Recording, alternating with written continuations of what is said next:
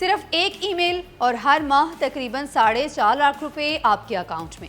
کیا واقعی جرمنی پاکستانی طلبہ کو اتنی بڑی آفر دے رہا ہے؟ نہ یونیورسٹی کی فیس، نہ رہائش کی فکر، نہ انشورنس کا خرچہ، بلکہ ہر ماہ 1400 یورو وظیفہ بھی۔ آخر جرمنی اتنی بڑی سرمایہ کاری غیر ملکی طلبہ پر کیوں خرچ کر رہا ہے؟ کیا صرف ایک درخواست اور آپ کی زندگی کا رخ بدل سکتا ہے؟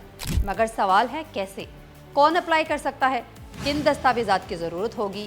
کن لوگوں کی درخواست فوراً مسترد ہو جاتی ہے؟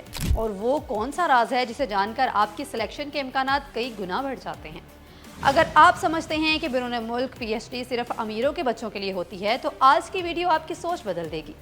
اگر آپ یا آپ کی کسی عزیز نے ماسٹرز مکمل کر لیا ہے تو یہ ویڈیو اس کی زندگی کا سب سے قیمتی فیصلہ ثابت ہو سکتی ہے، اس لیے آخر تک ضرور دیکھیں کیونکہ یہ معلومات آپ کی قسمت بدل سکتی ہیں۔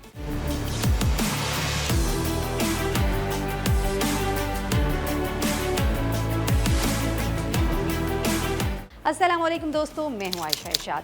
آپ کو بتائیں کہ آج کی خبر صرف ایک اسکالرشپ کی نہیں بلکہ شاید آپ کی پوری زندگی بدل دینے والے موقعوں کی ہے۔ جرمنی نے دنیا بھر کے باصلاحیت طلباء کے لیے اپنے دروازے کھول دیے ہیں اور پاکستانی طلباء بھی اس سنہری موقع سے فائدہ اٹھا سکتے ہیں۔ سوچئے، آپ دنیا کی بہترین یونیورسٹی میں پڑھ رہے ہوں، ہر ماہ تقریباً 1400 یورو یعنی پاکستانی کرنسی میں 4.5 لاکھ روپے سے زائد وظیفہ مل رہا ہو، اور آپ کی فیس، انشورنس، سفری اخراجات اور کئی دوسری سہولیات بھی جرمن حکومت برداشت کر رہی ہو۔ یہ خواب نہیں بلکہ جرمن اکیڈمک ایکسچینج سروس یعنی DAAD کی 2027 کے لیے مکمل fund P H D scholarship ہے۔ آخر اس اسکالرشپ میں ملے گا کیا؟ یہ صرف ایک اسکالرشپ نہیں بلکہ ایک مکمل پیکیج ہے۔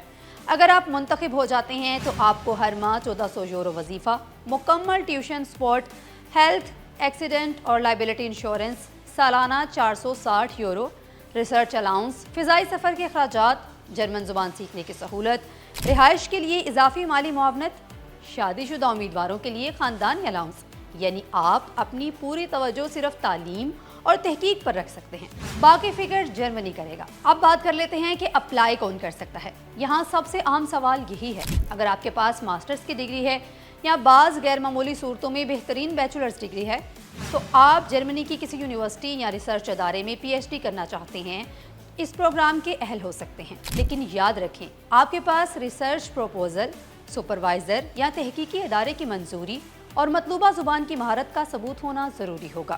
اب بات کر لیتے ہیں کہ اس میں کن کن ڈاکومنٹس کی ضرورت ہوگی۔ درخواست دیتے وقت عام طور پر آپ کو یہ دستاویزات درکار ہوں گی: اپڈیٹڈ سی وی، موٹیویشن لیٹر، ریسرچ پروپوزل، تمام تعلیمی اسناد، سفارتی خطوط، زبان کی مہارت کا ثبوت۔ اس لیے آخری دن کا انتظار مت کریں، ابھی سے اپنی تیاری شروع کر دیں۔ آخری تاریخ کے حوالے سے آپ کو بتائیں تو آخری تاریخ پاکستانی طلبہ کے لیے 31 اگست 2026 ہے۔